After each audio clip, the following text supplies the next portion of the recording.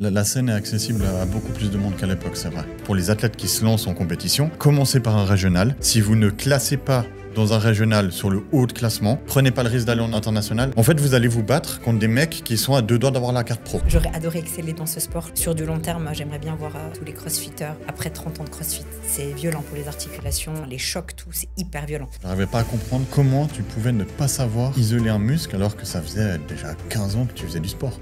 Je me souviens que tu m'avais dit genre je me fais chier à pas avoir d'objectif, du coup je vais faire une prépa. Je me rappellerai toujours, tu m'as dit mais il faut pas que tu fasses les choses pour moi. Je fais ah mais non t'inquiète pas, je vais jamais faire quelque chose pour quelqu'un d'autre. T'étais complètement hors caté. En fait t'avais une maturité musculaire qui était déjà beaucoup trop avancée par rapport à toutes les jeunes filles contre qui tu montais sur scène dans cette catégorie. Et moi ce qui m'avait frustré c'est que les juges n'ont pas regardé une seule fois. En fait ils avaient déjà décidé. Ouais, ils avaient leur top 3-4. Ouais mais ils avaient décidé. Et moi... Ah mon corps est saturé complètement. Ben voilà j'ai mon corps qui a lâché sous une barre d'une centaine de kilos, je sais même plus maintenant. Cloué au sol, plus bouger. Et là, ma vie a effondré. Là, il y a tout qui s'est arrêté. Bon, du coup, troisième vidéo pour terminer notre histoire. On n'aurait jamais pensé faire 3 vidéos. Mais il faut qu'on termine dans l'heure. On s'est fait prendre de cours, mais du coup, vous allez avoir la fin. Donc, moi, je m'étais arrêté en 2017 ou 2016. Et je crois que je dois partir sur 2017. 2017, c'est l'année où j'ai gagné les championnats suisses. Je l'avais dit dans le podcast précédent. Du coup, après ça, ça m'a permis d'avoir la porte ouverte pour l'international. Du coup, je suis parti pour une préparation sur ma première compétition internationale. Et ça, je ne sais pas si tu le sais non plus. Mais la première compétition internationale que j'ai faite, c'était au Portugal. Comme toi, on va en venir après. Par contre, c'était la toute première compétition au monde de NPC. Oui, parce qu'il faut peut-être remettre les choses dans leur contexte. Il faut expliquer que là, IFBB et NPC... Je l'avais dit avant, justement. En 2017, quand j'ai gagné, ça a été le moment de la scission des deux fédérations. Et du coup, en 2018, j'ai eu l'honneur de participer à la toute première compétition NPC qui distribuait des cartes IFBB Pro. Parce que c'est resté quand même la Pro League, donc les cartes, c'était IFBB Pro. Pourquoi ? Parce que souvent, on me pose la question pourquoi IFBB n'est pas mieux qu'NPC et les gens ne comprennent pas vraiment. Alors, parce en fait, qu'il existe encore toujours les deux. Je crois ils jouent sur les mots. Il y a la fédération IFBB a été coupée en deux en 2017. Du coup, il y a eu la ligue IFBB Pro, IFBB Elite Pro. Donc, la IFBB Elite n'est pas la Pro League. La IFBB Elite Pro, c'est une autre fédération qui ne mène pas grand-chose. Est-ce que tu as une carte professionnelle ? Il y a une carte professionnelle, mais tu ne vas pas plus loin que des compétitions professionnelles.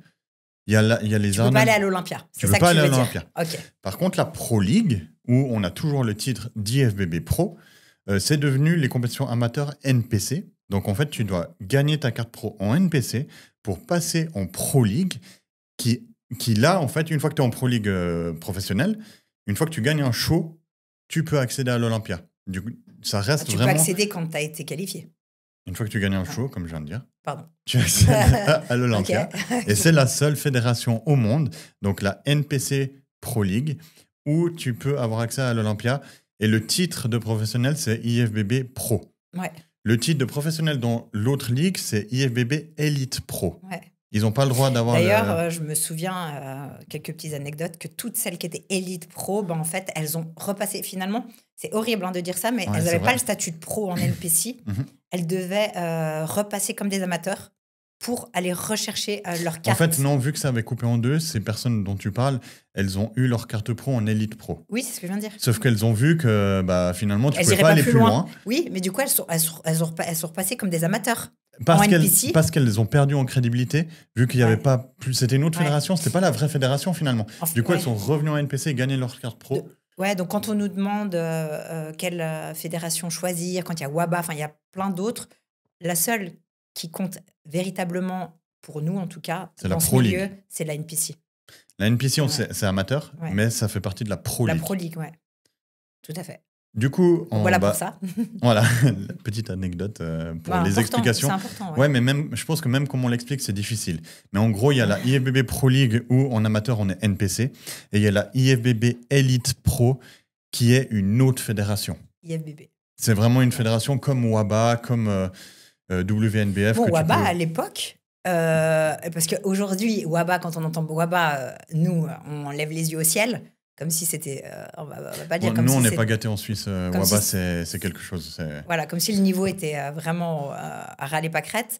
Alors qu'en fait, il y a quelques années, là, je parle de mon ancien préparateur Luc Molines, lui est passé à l'Olympia en étant WABA, c'est juste. Hein. Non, La c'est une fédération, autre c'était fédération, WABA. WABA. Non, non, C'est pas non. WABA?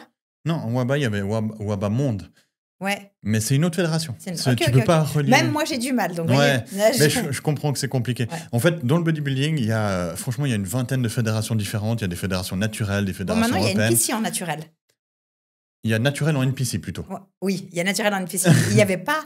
Non, là, c'est tout nouveau. Ouais, et ça, moi, je trouve génial. Ouais. Et il y a aussi des cartes pro pour les naturels, du coup. Ouais, non, mais ça, c'est top. En NPC. Il y a aussi les vétérans qui sont arrivés aussi dernièrement. Ouais. Il n'y avait pas les avant. Masters. Les masters. Mais ça, c'était quoi, il y a 2 ans que ça arrivait? Ouais, c'est tout récent. Mais ça a beaucoup ça évolue, c'est chouette. Enfin, ça donne plus de possibilités à tout le monde de pouvoir accéder à une scène sans se trouver, entre guillemets, ridicule pour ceux, par exemple, qui voudraient être totalement natis. C'est génial, une personne qui a 40 ans qui dit « je peux pas », ben oui, tu peux. Ouais. Enfin, je trouve génial, je trouve bien. Ouais. La scène est accessible à beaucoup plus de monde qu'à l'époque, c'est vrai. Ouais. Du coup, j'ai participé en 2018 à ma première compétition en NPC, donc amateur, en international, où j'ai fait une grosse 2e place, parce que le mec qui m'a battu, franchement, je l'ai vu en backstage, je me rappellerai toujours, j'étais là, moi je ne monte pas sur scène, mais qu'il était gigantesque. Je ne sais pas si tu te souviens, c'est l'ancien préparateur de Ruben, l'italien. Oui. Je me souviens plus de son prénom maintenant. Ouais. Je te jure, c'était en 2018. Oui, toi, tu l'as rencontré, c'était 2021-2022. Ouais, il était. Non, en 2018, il était incroyable. En fait, il était incroyable par rapport à toi qui arrivais. En c'est comme un enfant qui vient de naître, qui arrive. Sur cette compétition, j'ai fini 2e. Je savais que j'étais mieux que les autres physiquement dans ma caté. Par contre, il y avait lui. Il y avait un grand écart entre lui et toi. Il y avait un monde. Ouais. C'était vraiment. J'étais là, mais il sort d'où, le mec? Mais le mec, ça faisait déjà. Il avait, je pense. Un peu de bagage derrière. Il était bien plus âgé, ça faisait bien plus longtemps qu'il s'entraînait. Voilà. Et après, moi, j'arrivais dans le monde international. Oui. Et c'est là aussi où tu vois la différence de la Suisse, où tu restes dans ton pays. Aujourd'hui, on ne peut plus dire ça. On pouvait dire ça à l'époque où tu étais, en 2017. Mais aujourd'hui, je suis désolée, en 2025, 2024, même l'année dernière, même en Suisse, c'est des monstres. Hein. Ouais. Donc, le niveau, il augmente. Avant, il y avait vraiment un niveau entre les régionaux et puis les internationaux. Maintenant. Il y a toujours, parce qu'en Suisse, tu as 2-3 athlètes qui vont sortir du lot, mais tu vois vraiment que c'est un régional. Ouais. Niveau, tu vas en inter, c'est pas un régional. Non, en inter, les mecs qui sont en inter, ils sont là pour gagner la carte pro. Ouais, bon, t'en as toujours un ou deux qui est pas du tout prêt. Oui, mais sur 20. Tu dis qu'est-ce qu'il fait là, quoi. Sur 20. Mais, oui. Alors qu'en régional, sur 20, t'en as 1 ou 2 qui sortent du lot. C'est vrai. Il y a quand même une grosse différence. Et ça, il faut vraiment en avoir conscience pour les athlètes qui se lancent en compétition. C'est que commencez par un régional. Si vous ne classez pas dans un régional sur le haut de classement, donc dans le top 3, prenez pas le risque d'aller en international, mis à part si vous voulez aller pour avoir de l'expérience sur la scène. Ouais. Mais ne pensez pas à aller faire un top 3 directement en inter. Le niveau, il est... En fait, vous allez vous battre contre des mecs qui sont à 2 doigts d'avoir la carte pro. Sauf si vous êtes pété de thunes et que là, vous n'avez rien à perdre. Ouais, parce qu'on parle de finances après aussi. Voilà. Le bodybuilding, ça reste un sport où on paye tout, nous. Hein, c'est pas avoir des sponsors, à moins que tu sois Mister Olympia et un petit peu en dessous, mais sinon, il y en a très, très peu qui peuvent tourner en étant classés comme athlète professionnel, ce qui est bien triste. Du coup, 2018, j'ai fait 2e. Ensuite, j'ai pas fait longtemps, j'ai pas fait une masse trop longue. J'étais toujours sans coach à ce moment-là. Je crois que j'ai fait 6 mois de masse. Je fais une petite transition et je suis reparti directement début 2019 en Angleterre, de nouveau NPC du coup, où là j'ai fait 3e. Et là, de nouveau, il y avait un niveau de malade devant moi. C'est Anthony Bessala, qui était... Non, il n'est pas passé pro à cette compétition, mais il avait gagné ma catégorie. Et c'est là-bas où je l'ai rencontré pour la première fois. Lui, il était aussi déjà dans le circuit. Lui, 100% nati, un dingue. Ouais, le incroyable. mec, lui, nati. Alors, naturel, sûr et certain. Nati. Ouais, plus de 40 ans, franchement. Après, les blacks qui sont tankés quand jamais. Hein. Ouais. C'est déjà génétique chez eux. Du coup, tonton, si tu regardes cette vidéo, salutations. Donc, lui avait fini premier. Moi, j'avais fait un podium. J'avais fait 3e. Et il y a Anthony qui avait gagné sa caté. Et le deuxième, c'était Joey ou Josh Brightman. Ceux qui ont la référence, ils savent très bien qui c'est. Ils sont 2 frères. Le petit frère, j'ai une anecdote plus tard avec lui. Mais là, c'était le grand frère contre qui je suis tombé, qui a eu sa carte pro d'ailleurs 2-3 semaines plus tard. Et qui actuellement, il est en classique physique. Il est monstrueux. Et d'ailleurs, moi, j'étais tout content d'être à côté de lui. Mais c'est beau de voir l'évolution des athlètes. Ouais. Parce que toi, maintenant, ça fait quand même quelques années que tu es dedans. Et du coup, tu as pu voir énormément de... Ouais. Ouais. Donc et là, je me rappelle où tu en es. Tu me disais, lui, si jamais... Ah, mais comment il s'appelle je l'adore en plus. Il a fait le... Ali Arnold, oui. Ali. On va en parler après. D'accord. Chut. D'accord. Mais si on détaille comme ça... Ça c'est ma victoire. Si on détaille comme ça, on a pour 5 heures. Hein. Bon, ça, c'est début 2019. Donc, je refais un podium. Donc, 2e en 2018, 3e en 2019. Et ensuite, j'ai eu l'opportunité de travailler avec le meilleur coach au monde en 2019. Psycho. Aka Chris Lewis, c'est son prénom et son nom de famille, qui coachait à cette époque-là Sean Roden, qui était mon bodybuilder préféré, qui est décédé pas longtemps après. Mais du coup, j'ai fait 1 année avec Psycho. D'ailleurs, on s'est rencontrés fin 2019 et j'étais toujours avec lui. Et je te laisse du coup prendre le relais parce que fin 2019, c'est aussi un tournant pour toi. Oui, c'est vrai. Mais je voulais juste faire une petite parenthèse par rapport aux a priori qu'on pourrait avoir avec les États-Unis. Si j'ose me permettre. Vas-y. On pense souvent qu'aux États-Unis, c'est des charges de tarés. Je parle au niveau des athlètes, je parle au niveau des produits dopants, du coup, en l'occurrence. Alors qu'en fait, pas du tout. Pas du tout, c'est là où toi, tu as été... Il m'a beaucoup drillé sur la nourriture. Je pense que jamais de toute ma vie, j'ai mangé autant que cette année. Les sèches que tu as fait. Heures de cardio. Non, mais tout.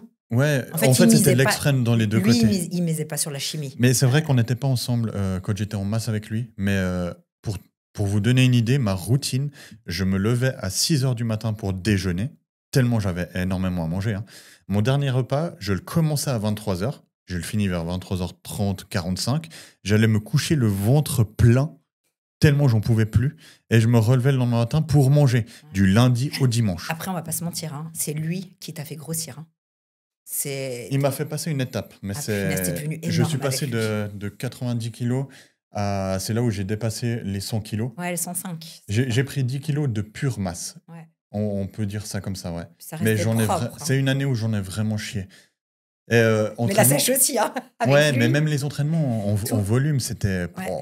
Ouais. Enfin voilà, tout ça pour dire que juste pour les a priori qu'on pense qu'aux États-Unis, vas-y, on charge et tout. Non. Alors pas du tout.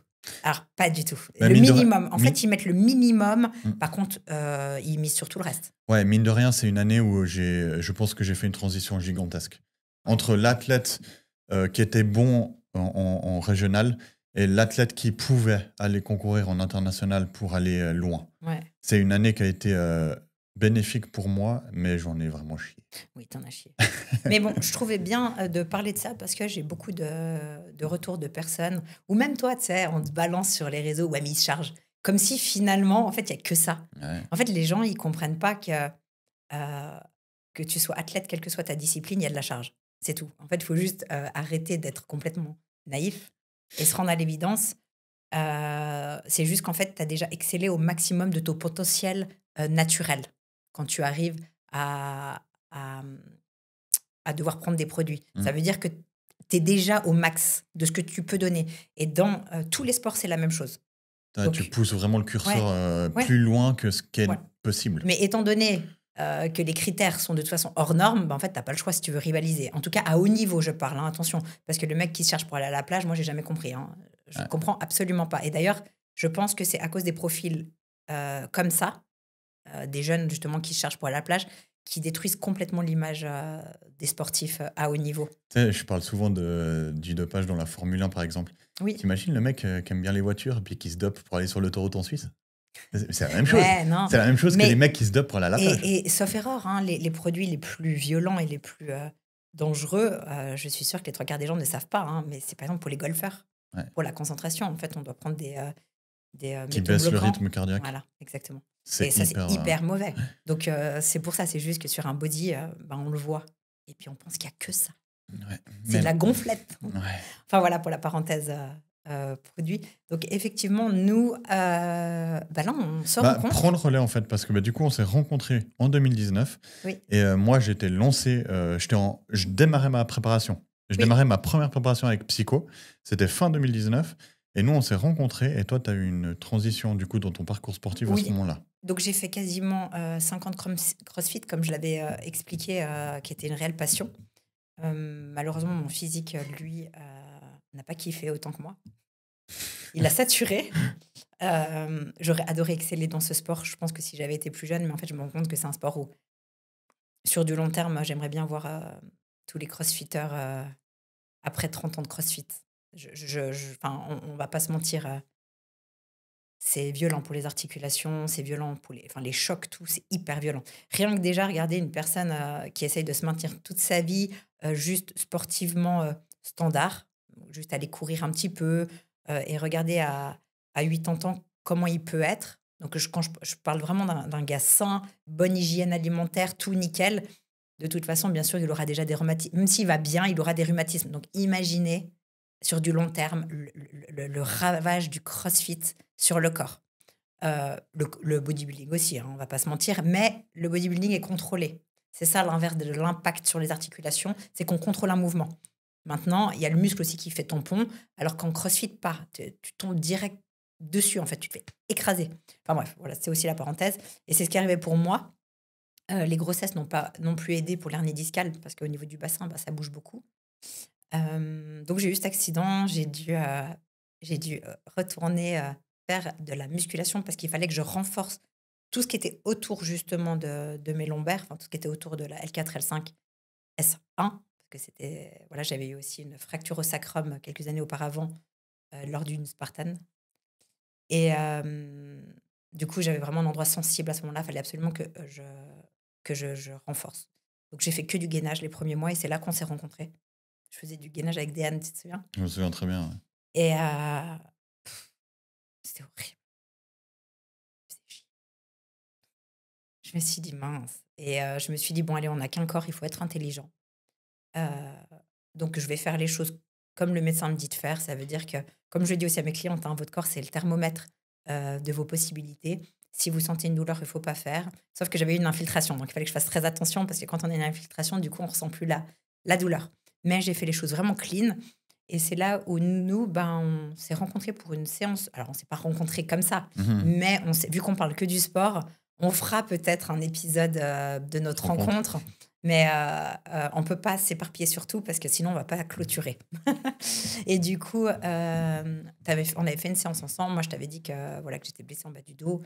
Et puis, sur 6 mois ensemble, donc moi, j'étais complètement accompagnée dans le body. Je te suivais au bout d'un mois. On est parti en Roumanie. Non, pas en Roumanie, en Pologne. Ça faisait combien de temps qu'on était ensemble? C'était très récent, en 2 mois. En fait, on s'est mis ensemble. Il me restait 12 semaines. Donc, je démarrais ma prépa. Et je me rappellerai toujours, on était au No Limit. Et puis, tu me dis, tu serais d'accord de venir avec moi?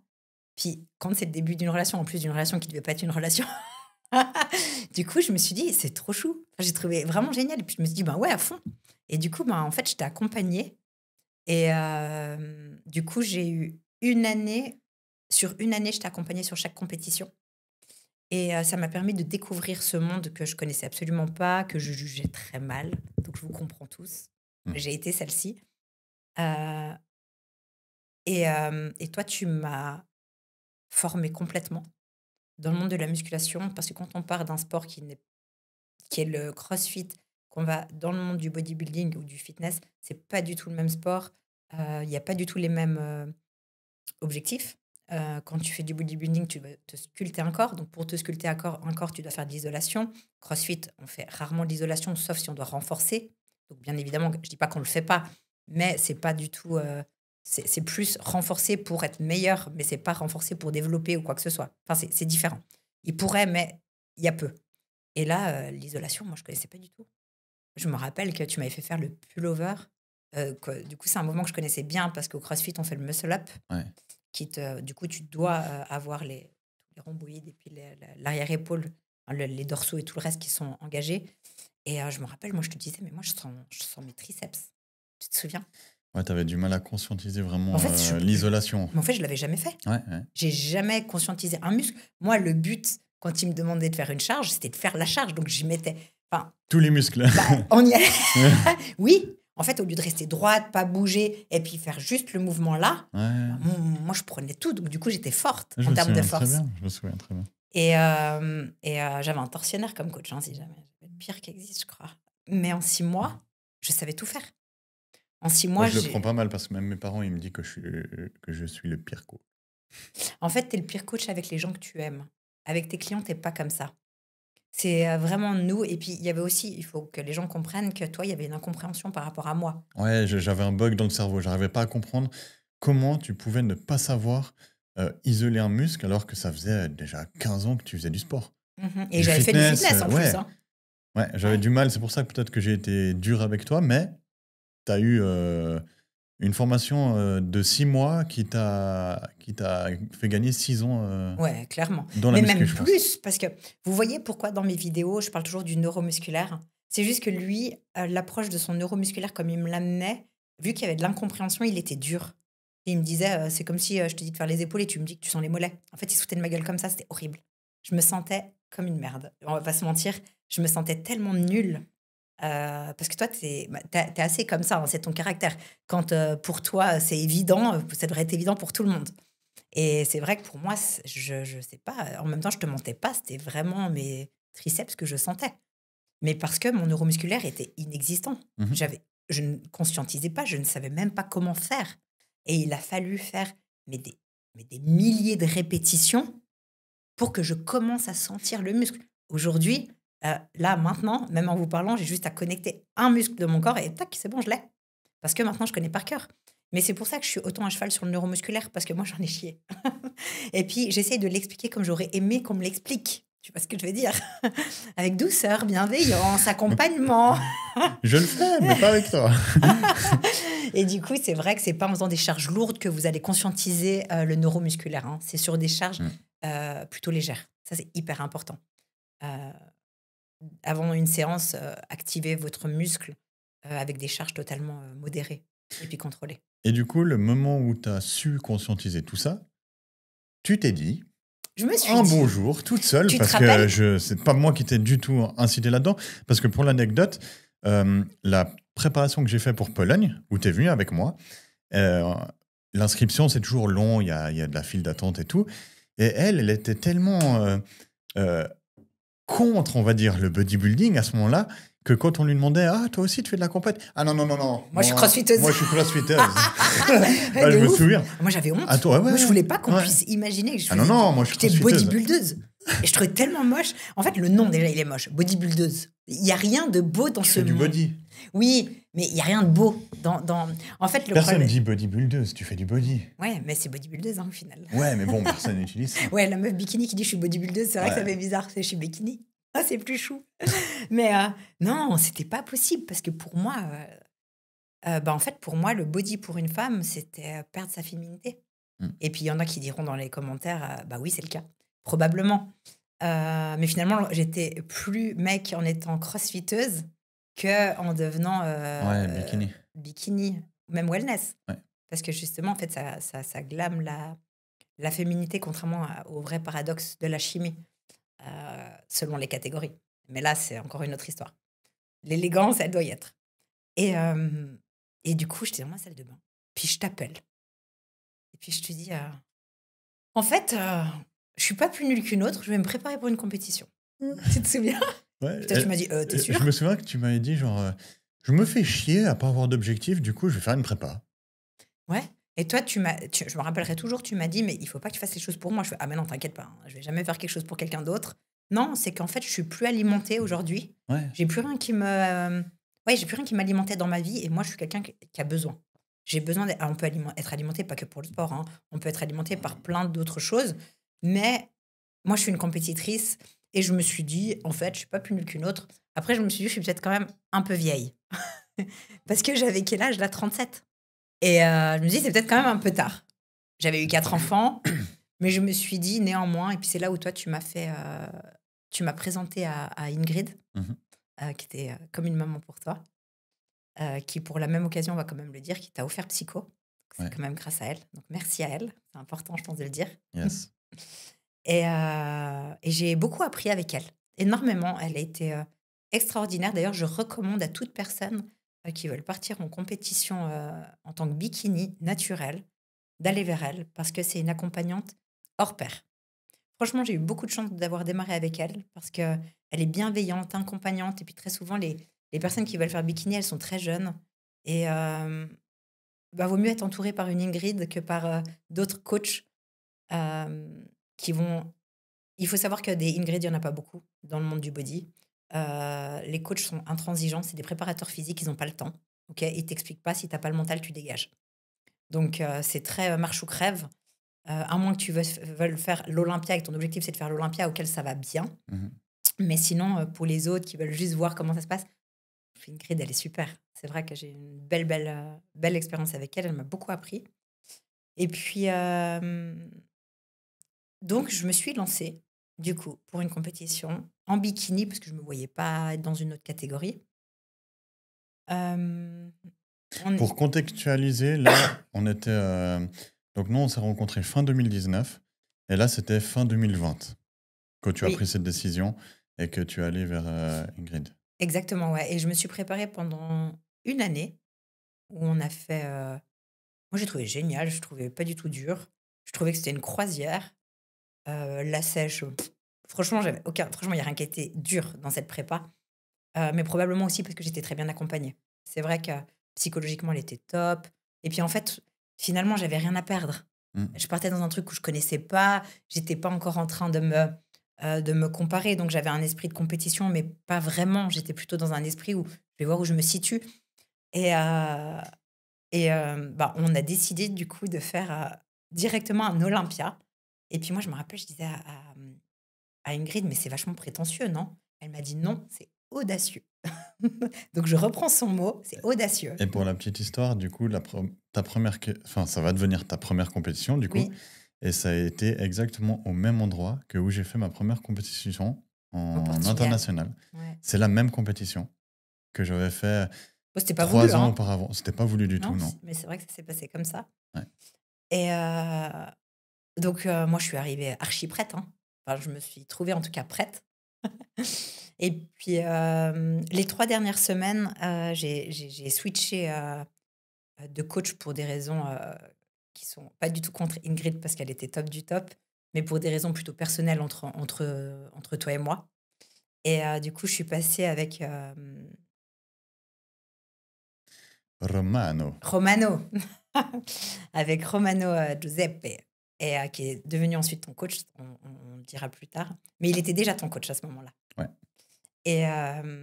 Et en 3 semaines, j'ai eu une sèche d'arc. Je suis arrivée esquintée comme jamais. Comme pas possible. Ouais, et moi, au moment où je montais, juste pour mon expérience de scène, alors il faut quand même savoir, parce que là, on passe pas mal d'étapes, hein, mais pour moi, le plus dur, c'était le posing. C'est Alison qui m'a... Alors, j'ai commencé les pas avec Ingrid. Ensuite, j'ai repris avec Alison Testou, qui m'a tout appris sur le posing. L'élégance, j'en avais pas du tout. Elle a galéré avec moi. Et Kenny pourra le dire, hein, j'étais la personne en mangeant qui me levait pour faire un pas, tu te souviens? Ouais. C'était tout le temps, matin. Et elle disait à Alison, il faut pratiquer. J'ai jamais vu quelqu'un qui a travaillé autant que toi son posing. J'avais pas le choix. Hein. C'était tout le temps. Je me rappelle que j'en avais même marre. Quand je déjeunais, elle venait. Je peux te montrer mon posing? C'était vraiment tout le temps, à la salle, tout le temps. Mais en même temps, c'est comme ça que tu arrives. En fait, il faut que les gens comprennent que on a tous des facilités dans des choses différentes. Kenny, lui, le posing, pour lui, c'est quelque chose... Lui, il voit quelqu'un qui lui montre, il sait le faire. Moi, impossible. Entre ma dyslexie, dyspraxie, pas de coordination... pourtant, j'étais patineuse. Hein. Je suis un vrai paradoxe et je le dis tout le temps. C'est pour ça que je dis toujours, si je l'ai fait, vous pouvez tous le faire. Hein. Mais le travail, c'est vrai que j'ai travaillé comme une acharnée. Et quand je suis arrivée dans les coulisses, même au TAN, il y a une nana qui m'a dit, mais t'es wellness? J'ai dit non, je suis bikini. Et elle m'a dit, merde, je suis dans la merde. Et parce que j'étais pour elle clairement une rivale, en fait. Ouais. Elle était magnifique, c'était une jeune fille incroyable. Et d'ailleurs, elle a gagné. C'est ça qui est drôle. Et du coup, moi, quand j'étais dans les backstage pour arriver sur scène, je suis pas quelqu'un de prétentieuse ou quoi que ce soit. Mais vu que j'avais aucun repère de ce qu'était qu'une bikini et que moi, selon mes critères bikini, j'étais en plein dedans, Ça veut dire que j'étais une bikini musculaire, mais bikini parce que j'étais très fine. Pour moi, j'avais toutes mes chances. Et moi, je me voyais aller chercher la carte pro. Hein. Mais je veux pas paraître prétentieuse, mais dans mon être, en tout cas, c'est comme ça que j'étais. Et puis mon posing, je trouve que je l'ai super bien géré pour un premier posing. C'était ma première scène. Hein. Ouais. Donc, j'ai pas honte de cette première scène. Tu sais, souvent, on pourrait, mais j'ai pas eu honte. Et j'ai pas fait de régional, moi. Contrairement à ce que Kenny dit que c'est bien de faire un régional avant. C'est vrai, mais moi, j'en avais pas fait. Et il me semble qu'il n'y en avait pas, non, en Suisse? En fait, c'était pas obligatoire. Non, il me semble qu'il n'y en avait pas encore. Ah oui, il y avait. Oui, il y avait. Ouais, mais c'était pas du tout. Même toi, tu nous as fait pas ça. Rien. Ouais, c'était ridicule le début de NPC en Suisse, mais bon. Maintenant, c'est ça. Maintenant, ça a bien changé. De toute façon, c'est devenu obligatoire. Donc, il n'y a pas le choix. Ouais. Donc, faites un régional, de toute façon. Et puis, du coup, donc, moi, j'ai fait ma scène et tout. Et puis, j'étais toute contente. Puis après, je les vois passer. Et puis, donc, du coup, il les rappelle. Et puis, moi, je vois qu'il ne m'appelle pas. Sauf que moi, je n'avais pas la vue d'ensemble comme Kenny pouvait l'avoir quand il me filmait. Et j'ai pas compris. Enfin, j'ai compris qu'il ne fait pas mon physique. Mais je ne l'ai pas compris du tout parce que les juges, vraiment, je les regardais. Ils m'ont souri. Et j'ai pas. Alors, les juges peuvent être très neutres. Mais là, j'en ai un qui me souriait particulièrement. D'ailleurs, c'était le head juge. Et du coup, j'étais vraiment confiante. Mais j'étais confiante. En fait, j'étais hyper gracieuse. J'étais heureuse d'être là sur scène. Je pense que j'étais un soleil. J'étais tellement fière d'être là de la manière. Je savais pas si j'allais aimer la scène. J'ai adoré. Enfin, voilà. Et puis, du coup, en fait, on ne m'a pas rappelé. Enfin, j'ai été, je pense, disqualifiée. Hein, on ne va pas se mentir. Et Kenny est venu me chercher à la sortie des rideaux. Je ne suis pas quelqu'un non plus qui pleure. Mais là, j'ai pleuré parce que je n'ai pas compris. Et raconte-toi la suite, parce que toi, tu peux aussi parler en tant que spectateur, comment tu as vu la scène. Alors moi, j'ai compris directement quand tu es rentrée sur scène. Tu étais la première à monter sur scène. Hein. D'ailleurs, j'étais la première. Ça, ouais, donc, aussi. Même sans voir les autres, j'ai vu comme quoi tu étais complètement hors caté. En fait, tu avais une maturité musculaire qui était déjà beaucoup trop avancée par rapport à toutes les jeunes filles contre qui tu montais sur scène dans cette catégorie. Tu striais des fesses. Ouais, bon, bah ça va pas. Strier des fesses, ça va pas. Tu avais les abdos hyper saillants, les épaules découpées. Et du coup, c'était hyper beau à voir. Hein, mais c'était pas du tout les critères de cette catégorie. Et quand les autres bikinis sont arrivés, en fait, il y avait un décalage. Il y avait toi en fait, et moi, les je bikinis. me fiais. Quand moi, j'ai visé la catégorie bikini, et moi, je regardais les athlètes professionnels, tu vois. Je me suis jamais comparée à des amateurs. Et pour moi, au niveau professionnel, pour moi, je rivalisais. Alors, pas parce que justement, je triais des fesses, il y avait des règles que je connaissais pas. Encore une fois, le bodybuilding, ça reste subjectif. C'est jugé par des êtres humains, selon leur goût. Alors là, clairement, c'était à l'unanimité que je rentrais pas dans les critères. Et d'ailleurs, pour la petite anecdote, toi, Kenny, toi, tu connaissais très bien le juge qu'on a ensuite rencontré le soir au bord de l'océan, au Portugal. Ouais. Et tu as été le voir, en fait. Ouais, bah oui, j'en ai profité. J'en parlerai après parce que du coup, là, on a beaucoup avancé. Ouais, mais après, on va revenir à toi, du coup. Mais moi, j'ai moins d'expérience. Non, mais on va revenir à toi, t'inquiète. Oui, mais du coup, là, toutes les personnes dont on parle, c'est moi qui les ai rencontrées plus tôt, tu vois. Tout. Et c'est Emilio. Peux faire la parenthèse. Alors, Emilio, c'est le président de la Pro League en Espagne. C'était lui le head juge ce jour-là. Je crois que maintenant, il ne peut plus juger de son pays, d'ailleurs. Non. Il n'a pas le droit. Non, il organise. Non, il n'était pas dans son pays. Il était au Portugal. Donc, c'était le head juge. Oui, il avait jugé là-bas. Et du coup, c'est quand même une grosse tête. C'est une personne très influente.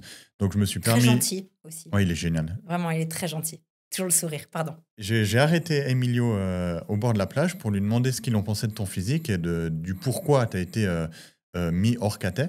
Et il t'a regardé directement et il t'a dit mais toi, t'aimes manger, t'aimes t'entraîner, t'es pas une bikini. T'aimes pousser de la fonte, il m'a dit t'es une wellness, 100% wellness. Ouais. Et du coup, c'est là où toi, t'as décidé de... Enfin, t'as un peu compris, du coup, ton classement. Ouais. Mais en fait, ce qui me dérangeait le plus, je crois que c'était que mon coach, à ce moment-là, il me disait mais t'es une figure, Morgane. Et moi, j'aimais pas la catégorie figure. Et c'est vrai que je serais facilement rentrée dans une catégorie figure. Je pense que la catégorie la plus adaptée à moi à ce moment-là, ça aurait été figure. Mais je n'aimais pas cette catégorie. Enfin, c'est pas une catégorie qui m'attirait. Ouais. Mais effectivement, on va pas se mentir, c'est vrai que je rentrais bien dans les figures. Mais par contre, lui, il a dit wellness. Du coup, moi, j'étais contente. Ouais. À toi, mon chéri.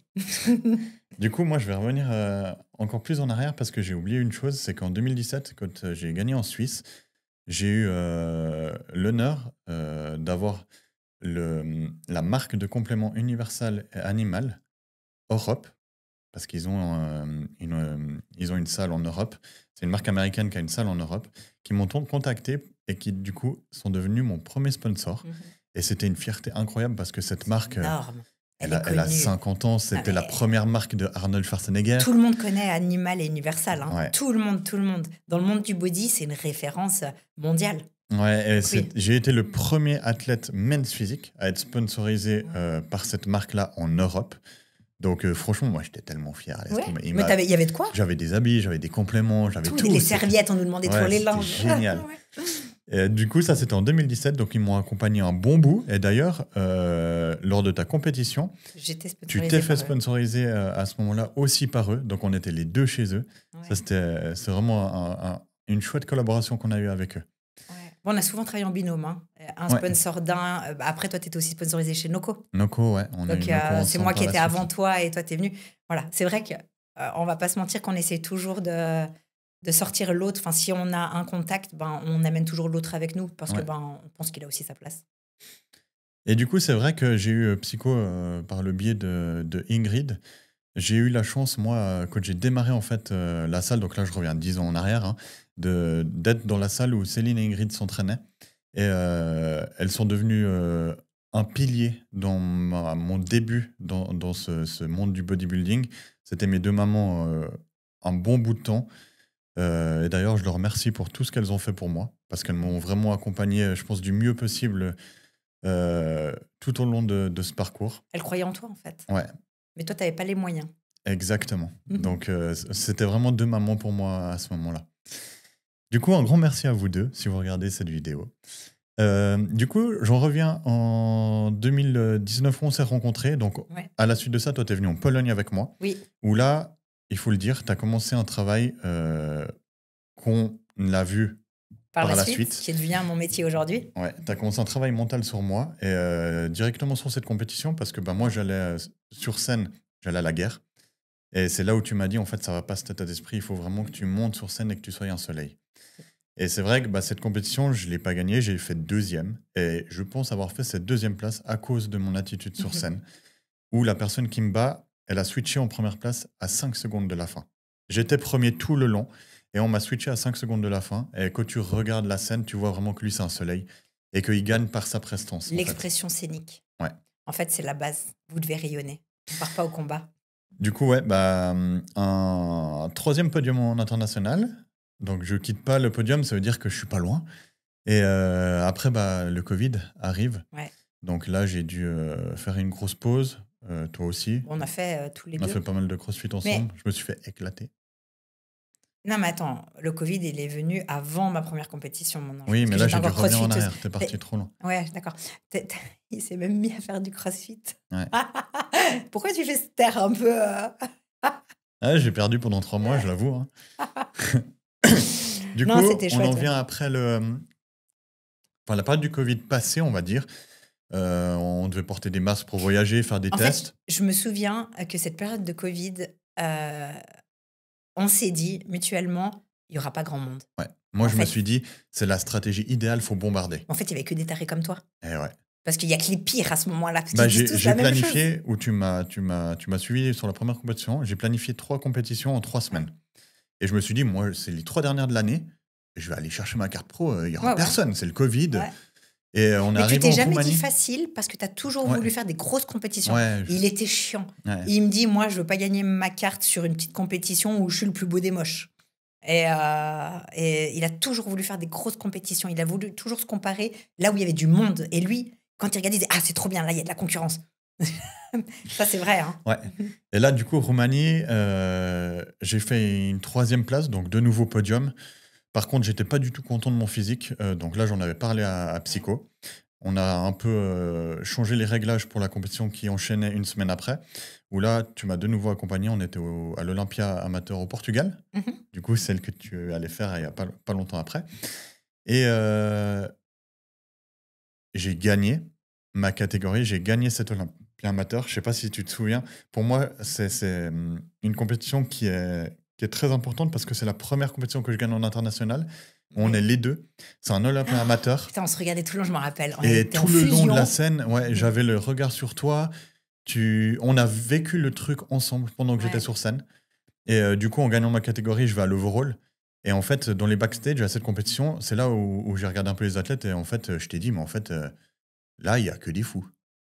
On n'est pas beaucoup d'athlètes, mais il n'y a que des fous. Ouais. Il y avait tous les plus gros athlètes internationaux qui étaient là. Il n'y avait pas un seul mec que tu te dis, tu ne sais pas ce qu'il fout là. Ouais. C'était, genre, dans ma catégorie, on était 10. Je pense que les 10, ils pouvaient gagner. Ah ouais, non, c'était dingue. C'était dingue. Et puis encore une fois, hein, c'est horrible parce que tu es jugé par des êtres humains. Et moi, je me rappelle quand même de quand on t'a rappelé. On était heureux les deux, mais en fait, la suite, elle était horrible. Ouais. Bah là, j'ai fait mon premier overall, du coup. Ouais. Sur cet overall-là, quand je regarde 4 ans plus tard, on était 8. Sur les 8, à l'heure d'aujourd'hui, on est les 8 professionnels. Ouais. Pour vous dire le niveau qu'il y avait à cette compétition, c'était oufissime. Il y avait 3 cartes pro à cette compétition. Moi, vu que j'étais grande taille, j'étais sur le côté.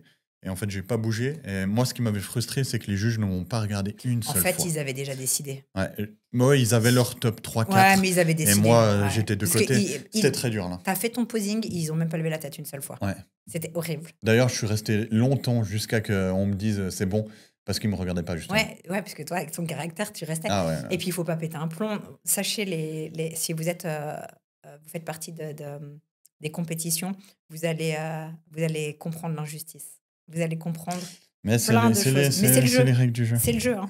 Ça sert à rien de commencer à péter un plomb parce que de toute façon, c'est comme ça.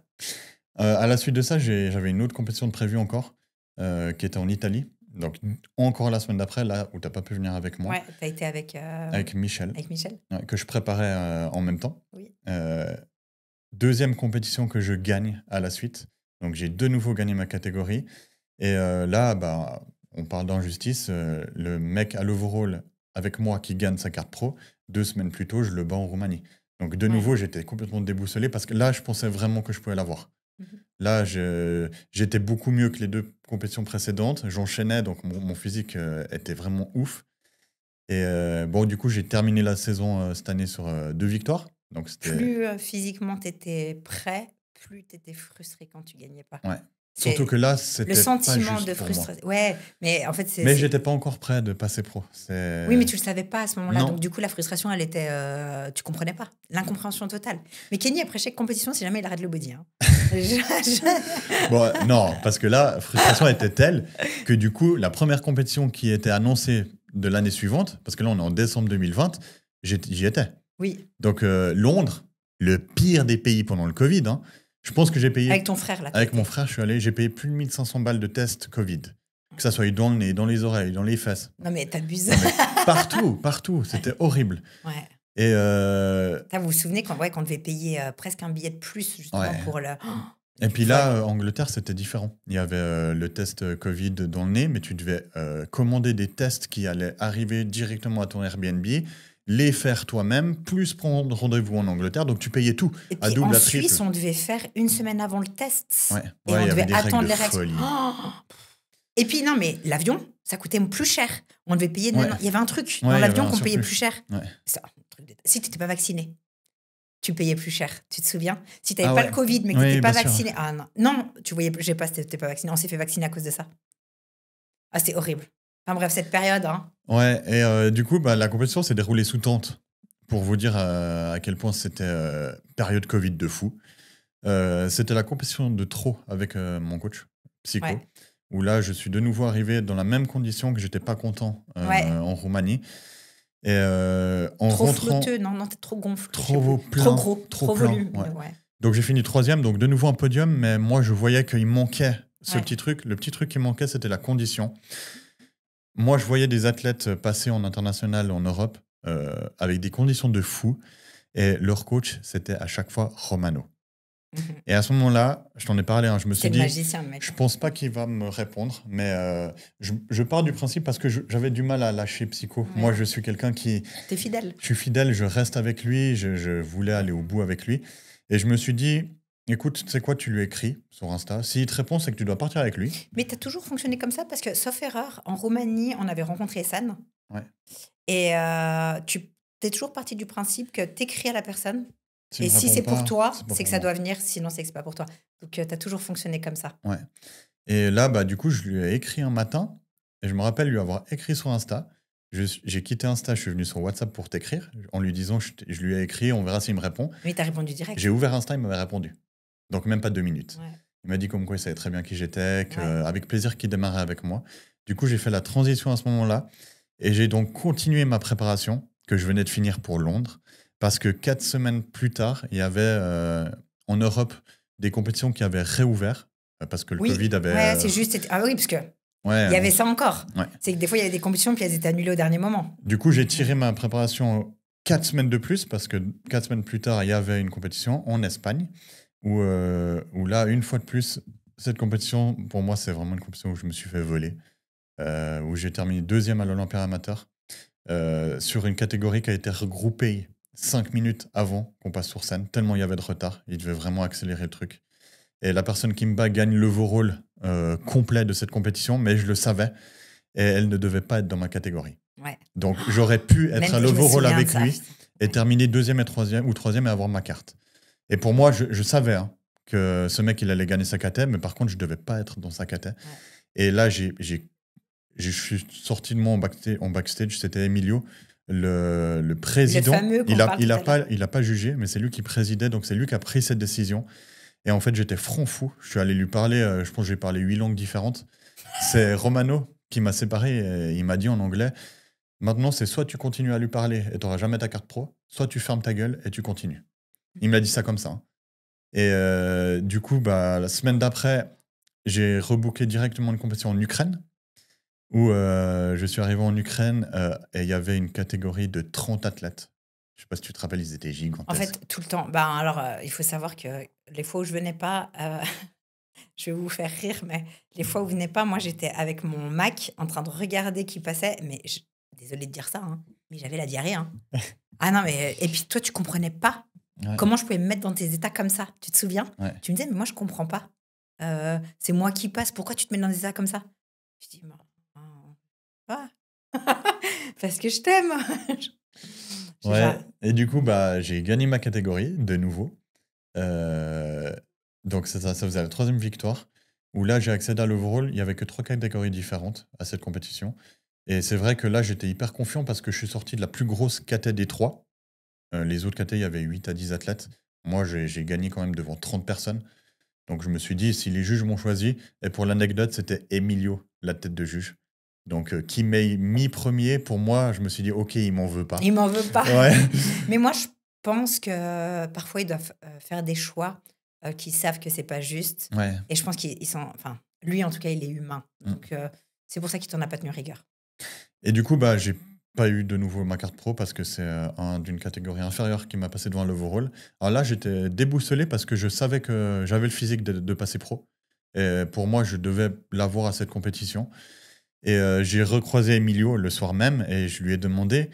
Qu'est-ce qui me manque? Je lui ai dit en anglais, qu'est-ce que tu as contre moi? Et il m'a dit, rien, t'es magnifique, continue. Et là, dans ma tête, je me suis dit, mais continue, mais c'est toi qui me payes les voyages. Ouais. J'étais à sec, j'avais plus rien. Mais ils le savent, ils savent très bien. Et là, je continuais ma prépa, qui était finie il y a un mois plus tôt. Donc, tu vois, j'étais à plus de 20 semaines de prépa. T'inquiète, j'ai vécu avec toi, je connais. Du coup, j'ai enchaîné Espagne, Ukraine. Et en rentrant, il y avait une compétition la semaine d'après, mais j'étais lessivé. Niveau mental, j'étais lessivé. Et je t'avais dit que je participais à cette compétition uniquement si Michel accepte de venir avec moi. Ouais. Et en plus de ça, dans cette compétition, il n'y avait qu'une seule carte pro et il y avait 8 catés différents. C'est-à-dire que si je gagnais ma catégorie, j'allais à l'overall contre 8 autres personnes pour avoir ma carte pro. Tu étais assez pessimiste sur cette compétition-là parce que tu dis, voilà, je la fais pour la faire, mais franchement, là, tu étais au stade où tu n'espérais plus trop rien, en fait. Ouais. Tu savais que tu avais le niveau pour, mais en fait, il y a tellement de paramètres. En fait, il y avait tellement de paramètres. Enfin, il suffit que ce mec, la semaine dernière, il était là-bas et puis qu'il y a un des juges... Enfin, voilà, je sais que toi, tu ne veux pas croire à ça et tu t'es toujours interdit de penser à ça. Mais moi, je t'ai toujours dit que, bien sûr que oui, c'est comme dans tout. Il y a de la mafia, il y a du trafic, bien évidemment. Et je le pense et j'en suis certaine, encore aujourd'hui. Donc, bien sûr que oui. Par contre, le mec qui persévère, à un moment donné, il ne peut pas. S'il a le niveau, à un moment donné, il va passer. Parce qu'ils savent très bien qu'ils peuvent en faire passer 1, 2 de temps en temps. Alors, ils méritent aussi, attention, ils ne font pas passer des mecs qui ne méritent pas. Oui, bien sûr. Mais oui, c'est le pote de tel, tiens, lui, vas-y, ce serait le moment, ça fait un moment, il n'y a pas de thune. Enfin, aucune idée, tu vois. Mais voilà, c'était pas ton moment et ton moment. Et là, j'arrive à cette compétition, tête de juge, Emilio. Et là, je me dis. Ça, c'était bien. Ça, c'était cool. Ouais. Moi, je me souviens que ça, t'étais content. Ouais, parce que je me suis dit, putain. Parce qu'il voit que tu t'acharnes. Ouais, et il m'a dit, t'es encore là? Je me rappelle, il m'a dit ça. Il m'a dit, t'es encore là? Puis il y avait un autre juge qui jugeait avec lui, qui m'a dit comme quoi il m'avait vu aussi en Ukraine, qu'il adorait mon physique. Donc là, j'étais très confiant. Confiant, ouais. Et en backstage, c'est vrai que j'ai vu de très gros athlètes, mais il y avait pas mal d'athlètes de Romano qui n'étaient pas là. Et c'est plutôt bon. Ouais, ben je vous le dirai par la suite, le pourquoi du comment. Oui. Mais à cette compétition, j'ai une petite fierté aussi, c'est que c'est la compétition où j'ai eu ma carte professionnelle. Donc j'ai eu ma carte pro sur cette compétition en Italie, vraiment au bout du bout. Je pense que je l'ai arraché. Hurlé. Je crois que c'était au stade où tu t'y attendais pas, en fait. Ouais, d'entendre son nom sur scène à l'overall, c'est vraiment quelque chose. Will be given to number 17.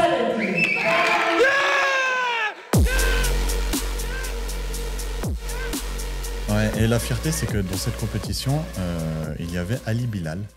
Ali Bilal qui est actuellement, il a fini 2e à Monsieur Olympia, mais je pense que dès cette année, ça va être un règne. Il fait référence à ce que j'ai dit à ce que je voulais dire tout à l'heure qu'il voulait pas qu'on dise. Donc c'est lui, Ali Bilal. Un men's physique incroyable, rayonnant comme jamais, gentil. Il est incroyable. Un amour. Vraiment, il est super. Hyper simple. Ouais. Pas du tout le melon, pas prise de tête. Simple, comme on les aime. Ouais, c'est ça.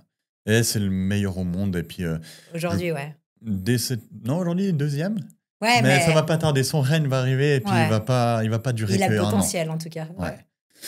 Et du coup, à la suite de ça, j'ai appris... Romano a fait un live. Donc, sur cette compétition, lui, il y était, c'est ça? Ouais, il y était. Mais du coup, t'es passé devant lui. Ouais. Voilà, c'était ça ta fierté, tu l'as pas dit. Ouais. C'était ça. C'est que j'ai eu ma carte pro sur une compétition devant Ali Bilal. Ouais. Mais il y était aussi au Portugal, hein? Non. Moi, il me semblait qu'on l'avait déjà vu, non? Non. Il faisait sa transition. Il était Elite Pro, justement. D'accord. Et il faisait sa transition en Ok, ouais. Et Romano a fait un live 2-3 jours après en disant comme quoi ma victoire était à l'unanimité et qu'il avait dit à plusieurs de ses athlètes de ne pas venir à cette compétition parce que j'allais gagner la carte pro. Donc c'est fou. Et il t'appelait le Men's Plastic. Plastic Man. C'est là d'où est sorti ce surnom de Plastic Man. Ouais, tout le temps, il t'appelait comme ça, ouais. Plastic Man. Ouais. Et du coup, c'est arrivé pas loin de ta première compétition. C'était 4 semaines avant. Donc après, je t'ai accompagné à l'Olympia Amateur où toi, tu as fait tes débuts en bikini. Avec Romano, du coup. Avec Romano. Mais même Romano, hein, quand il me voyait physiquement dans les backstage, il me disait... Incroyable. Il disait, tu as tout pété. Hein. J'ai les images encore. Hein. Du coup, je pouvais pas ne pas y croire, tu vois. Ouais. Et puis du coup, moi, je me suis... Donc, suite à ça, j'ai commencé à me préparer pour être wellness. Ouais, j'ai commencé au début avec Romano. Et ensuite, là-bas, on avait vu le show pro, pro show. Et on a vu Juliana Motta, qui a d'ailleurs gagné sa carte professionnelle. Non, elle l'avait déjà. Elle s'était qualifiée pour Olympia, là. Elle s'était qualifiée pour Olympia, c'est juste. Et elle est arrivée sur scène et j'ai dit, wow, C'était la première fois qu'on voyait des wellness pro.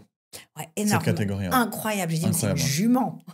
Ouais. C'était impressionnant. Alors, c'est assez paradoxal, les wellness, parce qu'il y avait plein de physiques différents. Et c'était le tout début. C'était très compliqué de savoir que Juliana, elle avait un physique, il y en avait une autre qui avait un autre physique, d'autres une autre physique. Et puis moi, en fonction des physiques, je disais, ah, mais ça, j'aime pas. Moi, je veux pas devenir comme ça. Ça, j'aime pas. Ah, ça, j'aime bien. Hein, c'était ça. Et du coup, je disais, bon, il y en a quelques-unes quand même qui sont pros et que j'aime bien. Donc, du coup, je suis OK de me projeter dans la caté wellness. C'est là où on a décidé. J'ai décidé, mais voilà. Et c'est là où, par la suite, j'ai contacté Juliana, qui est devenue ma préparatrice physique, donc ma coach. Où elle m'a amenée. Alors, elle m'a dit, Morgane, on va faire les choses dures, propres, construites, mais court, parce que l'idée, c'était que je fasse une prochaine compétition, juste pour voir comment j'étais. Pas longtemps après, c'était quand, Lille? Une année après. Ah non, une année, un peu plus d'une année après, en fait. On a fait un peu plus d'une année après. Donc, on a fait une prise de masse et je me souviendrai toute ma vie. Pendant 6 mois, j'étais sans repas libre. J'ai fini bikini, j'ai eu mon repas libre le lendemain et après, plus du tout de repas libre pendant 6 mois. Et même si on est en masse, pour que la satiété revienne, même la masse ne me rassasiait pas. Donc, j'étais jamais rassasiée. Et j'avais pas de repas libre pendant 6 mois. Alors, je peux vous dire que si vous n'avez pas d'objectif, c'est impossible. Et je me suis jamais plaint. Non, c'était comme ça, c'était le job, fallait faire le taf. En fait, si vous voulez, j'avais pas des années de body derrière moi. Même si j'étais sportive au niveau densité et qualité musculaire, pour la construire proprement le mieux possible, il fallait faire une prise de masse propre, archi propre. Ça veut dire que j'avais que de bons aliments pour justement être le plus qualitatif possible. Et puis, je crois que ça a pas mal fonctionné parce que je suis arrivée à quasiment 15 kilos en plus. Ouais. Donc, c'était pas mal. Et puis, quand elle a commencé à me mettre des repas libres, c'était 15 sushis. Et puis, je pouvais plus bouffer. C'était au stade où... T'es montée à combien, 67 Ouais. ou 65? Non, le max que je suis montée, c'était 60... 5. Ouais, 66 peut-être, mais Ouais, pas 67. J'ai jamais ok. On voulait atteindre les 67, mais je les ai pas atteints. Ok. 66. Et je suis partie bikini, 48 kilos. Ouais, justement. C'était ouf. J'étais à 48 kilos. 18 kilos. Ouais, 18 kilos. Mais bon, je les compte. Enfin, je dis plutôt 15, Ouais, mais oui, ouais. 18 kilos en plus. Un petit joufflon. Ouais. Mais ça me dérangeait pas parce que mon physique, il restait joli, en fait. Mais le visage, on dirait que j'avais de la bouffe dans les joues. C'est pas le physique que j'aime, hein. Faut pas croire, mais en fait, dans le body, il faut... Tu devais construire, là. En fait, il faut vraiment se rendre compte que dans le body, en fait, on n'aime que quand on est proche de la scène. Et j'aime bien tous les gens qui critiquent, ouais, ils sont body, mais c'est quoi ce physique? En fait, on n'a jamais le beau physique que quand on va aller sur scène. Donc, en fait, ça dure. Ouais, puis même sur scène, les gens, ils aiment pas. C'est un peu trop, ouais. C'est que des Mais extrêmes. En gros, on est pendant 1 mois sur l'année, enfin 1 mois, tout dépend de combien de compétitions tu fais, vraiment bien, parce qu'après, tu repars en masse. Ouais, Donc, puis en fait, quand t'es bien, niveau... et quand t'es bien, t'es en train de mourir. Ouais, t'es un zombie. Oui, c'est vraiment ça. Et du coup, moi, j'ai fait ma première compétition wellness pour me comparer. Encore une fois, toujours pas d'objectif d'aller chercher quoi que ce soit. C'est jamais sur un malentendu, hein. On donne quand même tout. Moi, j'ai toujours tout donné. Je pouvais pas, à chaque fois que j'arrivais sur scène, je pouvais pas mieux faire que tout ce que j'avais fait. Ouais. Je pouvais me reprocher de rien. J'avais un tortionnaire à la maison qui, de toute façon, comme exemple, me montrait qu'un grain de riz, c'était un grain de riz de trop s'il était en plus. Donc, vraiment, la balance, c'était le poids qu'on me donnait, hein. Il n'y a jamais eu un grain de riz en plus, jamais un grain de riz en moins. Et je peux le dire, pendant les années de mes compétitions, je n'ai jamais eu de craquage. Vraiment, jamais. Et t'en es témoin. Je pense que quand on a un objectif, tu peux pas craquer. Un objectif de compétition, parce qu'un objectif... Oui, un objectif de compétition. Voilà. Excuse-moi. Quand on a un objectif de compétition, Oui. C'est impossible de craquer. Sinon, il faut changer. Faut pas faire ça. Sinon, c'est tu fais possible. pas ça. En fait, ce qu'on se dit, c'est que si on craque, les autres, ils vont pas craquer. Ouais. Donc, en fait, c'est parce que tu as craqué que tu vas pas réussir. Ouais. Et c'est après des années que nous, on s'est rendu compte qu'en fait, il y en a plein qui font plein de merde et qui ont quand même un putain de physique. Ouais. C'est comme ça. Ça, c'est génétique. Et puis voilà. Et du coup, je vais essayer d'abréger un peu. Ma première scène, c'était à Lille. Tu te souviens? C'était tout bro. Ouais. Scandale. Tu les adores. Scandale. J'étais bien physiquement. On était très peu. Dans ma catégorie, on était 3. Ouais. Et je suis jamais restée aussi longtemps sur scène de toute ma vie. C'était ouf. Je crois qu'en bac, on est resté quasi 5 minutes. Ouais. Et j'étais longtemps au milieu. D'ailleurs, j'ai toujours les vidéos. Hein. Et on m'a bougé à la fin. Vous aviez 3 physiques complètement différents. C'était n'importe quoi. C'est horrible de juger ça. C'est injugeable. Ouais. Franchement, t'en as une, c'était une bikini. Ouais. Pour moi, elle n'était pas wellness. Ouais. Et puis l'autre... non, elle était bien, mais trop volume. Ouais. Un peu trop. Toi, entre deux, ils ont fait gagner la bikini. Moi, j'avais peut-être pas encore non plus le physique. Ouais. Difficile de dire. Je dis pas que j'ai été volée du tout. Je dis juste, franchement, c'était difficile. La seule chose que je peux dire, c'est que le head juge, quand je suis sortie, il est venu me voir dans les coulisses. Tu te souviens? Oui, bien sûr. Et lui, il me souriait tout le temps. Donc, j'ai compris que lui, moi, je pense que lui, il me faisait gagner. J'en suis même convaincue. Je pense que les 3, vous pouviez gagner. C'était tellement n'importe quoi que... Ouais, mais pour que lui vienne... pas qui non, mais pour que lui vienne dans les paquets... Il savait qu'il y avait un truc. Ouais, il y avait un truc, c'était bizarre. Et puis, il m'a dit qu'il fallait rien que je change, que mon physique était parfait, qu'il fallait juste... le seul point faible, peut-être qu'il fallait encore améliorer, c'était le fessier, niveau du haut de fessier. Mais que sinon, ma shape, elle était vraiment incroyable, que j'avais toutes mes chances. Enfin, vraiment, il m'a fait des éloges assez incroyables. C'est toi qui étais en rage plus que moi, mais parce que l'injustice, elle était encore après ça. C'est que celle qui a gagné sa caté dans l'autre caté, qui n'était pas la mienne, elle était fat. Ouais, elle a même de la cellulite sur le ventre, s'il te plaît. Et, il y a eu des commentaires, genre Serena Williams en wellness. Et en fait, ils lui ont fait gagner sa caté, et en fait, c'était tellement injuste. Donc voilà, il faut juste savoir que c'est comme ça, il faut accepter, c'est comme ça. Ouais. On est jugé par des êtres humains. On est jugé par des êtres humains, mais tout bro, c'est quelque chose quand même. Bah toi, t'avais dit plus jamais de ma vie je ferai tout bro. Exclu. Je les snub complètement. Ouais. Et la semaine qui a suivi, tu as eu un souci avec ta coach. En fait, j'étais pas au courant que j'avais eu un souci, mais il y a eu un souci. Peut-être probablement suite aux éloges que Kenny a fait. Kenny, lui, il a dit sur les réseaux ce qu'il pensait de tout bro, ce qui s'était passé, c'était scandaleux. Sauf qu'à ce moment-là, Juliana était sponsorisée et il y avait son nom de tête sur la compétition. Et je pense que pour elle, il mettait en péril son image à elle. Et du coup, elle s'est fait muette, sachant que c'était pas contre moi, je le sais, parce que je la connais, et après quoi, elle nous a aussi expliqué. Mais du coup, en fait, en tant que préparatrice physique, elle m'a complètement laissé tomber. Pendant 5 jours, aucune nouvelle. Alors que tu avais une compétition la semaine d'après. La semaine d'après à Rome. Milan, ouais. À Rome. Et là, en fait, ça, c'est inadmissible si jamais, ça se fait absolument pas. Voilà, mais après, elle s'est excusée 1000 fois. Et Kenny, il m'a dit, OK, je te reprends, mais si elle revient, tu repars pas avec elle. J'ai dit, OK, moi, je te fais confiance à 200%, vas-y. Du coup, ça a été mon préparateur physique pendant un peu plus d'une semaine. Ouais, sur une semaine de Peak Week. En parallèle, on a fait appel aussi on a eu contact avec Luc Moulines, mais qui n'est pas rentré en matière là. Par contre, voilà, qui a pu voir. Voilà, c'était grâce à Laurent. C'était qui? C'est moi. Mais c'est qui nous a présenté Luc? C'est moi qui te l'ai présenté. Lorraine? Non, c'est moi. Ok. Donc. Oui, c'est moi. Je voulais pas m'occuper de toi. Oui. Et puis en fait, t'as pas eu le choix parce que lui, c'était pas possible. Tu peux pas reprendre. T'es le seul qui me connaissait vraiment par cœur. Et finalement, t'étais la meilleure personne qui pouvait me reprendre. Je partais avec toi en plus. Donc, mais par contre, t'as dû me faire confiance aveugle parce que je t'ai complètement tout changé. Je t'ai supprimé tout le cardio. Je t'ai complètement changé ta diète. Je t'ai changé les entraînements sur la dernière semaine. Et en fait, j'ai fait un coup de poker qui a fonctionné. Parce que pour moi, t'as eu le plus beau physique de toute ta vie. J'ai le plus beau physique de ma vie. Oui. En une semaine, c'est le jour et la nuit. Alors, il faut savoir qu'à Rome, c'était un Olympia prestigieux. C'était pas une compétition où il y avait 3 personnes. Il y avait les meilleurs. Okay. Là, j'ai vraiment concouru contre les meilleurs. Ouais. Et là, pour moi, c'était le début de ma carrière. D'ailleurs, tu as eu l'honneur, si jamais, je sais pas si tu le sais, mais de concourir à une compétition où celle qui a eu sa carte pro, enfin, une des 3 qui a eu la carte pro, s'appelle Lexi. Et c'était la championne du monde en élite pro. Ouais. Non, bien sûr, je sais. Donc, elle a fait sa transition en Pro League à cette compète. Elle n'était pas dans ta caté, mais... Non, mais je sais qui c'était. Ouais. C'était Romano, non, qui Romano, son coach, ouais. Et puis, du coup, là, pour moi, ma carrière commençait. Ouais. Je suis arrivée avec une shape, pour moi, parfaite. Je ne pouvais pas mieux faire avec ce que j'avais amené depuis une année. Ouais. Parce qu'on ne peut pas brûler les étapes. On peut pas... voilà, les gens, ils rêvent, mais en fait, il y a des acquisitions que tu ne peux pas aller plus vite sans les années, en fait. Le temps, il n'est pas compressible. Non, mais j'étais hyper fière de moi. J'ai quand même été rappelée. T'as fait un top 6 ? J'ai fait un top 6. Ouais. Vous étiez une quinzaine d'athlètes. Je pense que j'aurais pu être 4e. Et toi aussi, tu le penses. Ouais. Vraiment largement. Mais après, c'est comme ça. C'est pas grave.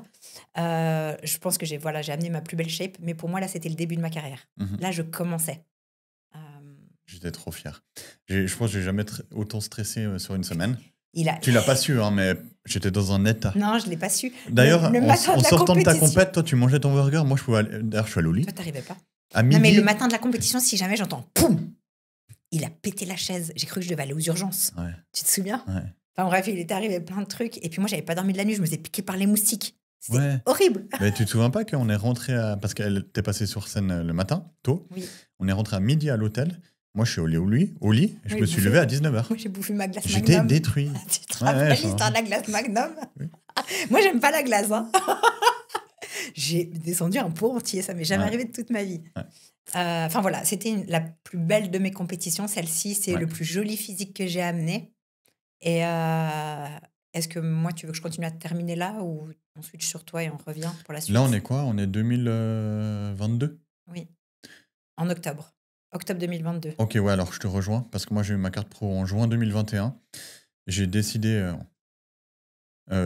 de démarrer ma carrière professionnelle en participant au New York Pro, qui était symbolique pour moi parce que c'est une compétition qui est tellement prestigieuse. Une fois que tu es professionnel, tu choisis un peu tes compètes. Donc, il y a des compétitions auxquelles tu ne peux pas accéder. Par exemple, les Arnold Classiques et l'Olympia, où là, tu dois te qualifier. Tu dois être invité même. Pour l'Arnold Classic, tu dois être invité. Pour l'Olympia, tu dois gagner une compétition chez les pros. Donc ça, c'est le but ultime, on va dire. Et c'était du coup le dernier but qui me manquait en devenant professionnel. Il manquait plus que ça. Et moi, je me suis toujours dit que j'allais faire 2 années où je prenais plaisir chez les pros. Si ça tombait, la qualification à l'Olympia, c'était que bonus. Mais du coup, là, j'ai décidé de me faire kiffer. Et ma première compétition était le New York Pro. Aussi pour une raison, c'est que j'avais comme espoir que Sadi Kadzovich participe à cette compétition. Ça faisait un moment qu'il avait pris une pause, mais il venait de New York. Je sais qu'il y avait des chances qu'il participe. Il venait d'annoncer qu'il allait reprendre. Il a annoncé qu'il allait reprendre les compétitions, mais il n'a pas dit laquelle. Moi, tu m'en avais parlé quand on était en Suisse et tu m'as dit, t'imagines T'imagines, je me retrouve avec lui. Ouais. Je me souviens. Et il n'y avait pas que lui. On ne peut pas savoir. Ouais, il n'y avait pas que lui. On ne peut pas savoir. La liste, elle sort plutôt que une semaine. 4 jours avant. 4 jours. Parce que du coup, c'est un peu la surprise et puis ça évite aussi aux athlètes de jouer stratégique. Donc, ils annoncent uniquement la liste officielle 4 jours avant le show. Donc, toi, tu dois t'inscrire 10 semaines avant. Quand tu as eu la liste. Bah oui. Ouais. Et non, c'était le jour où j'ai pris l'avion. Ah, mais c'était comme un fou. Ah, t'étais comme un enfant qui va à un concert où il sait qu'il va rencontrer la star. Donc, pour vous donner un ordre d'idée, Sadik, là, on est en 2022. En 2012, on va dire, les 2 premières années où je fais du fitness, c'est mon idole. C'est le mec qui est sur YouTube, qui démarre chez les Men's Physique, parce que Men's Physique venait d'être créé. Il fait 3 années de suite, 2e derrière Jérémy Buendia. Et moi, je suis fan de Sadik. Et on m'aurait dit 10 ans plus tôt, dans 10 ans, continue à travailler comme ça, tu vas monter sur scène avec lui. T'imagines, jamais j'aurais cru. Et là, boum, j'ai choisi de faire cette compétition.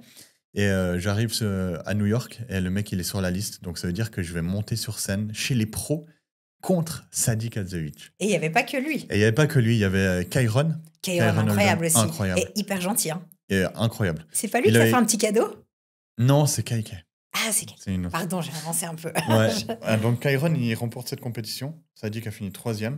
Et j'ai réussi à rentrer dans le top 10 du New York Pro. Donc, je termine 7e. C'était incroyable. Franchement, le score que je fais à cette compète... Tu pouvais pas espérer mieux, impossible. Moi, je rêvais de rentrer dans le top 10. Et là, je fais 7e.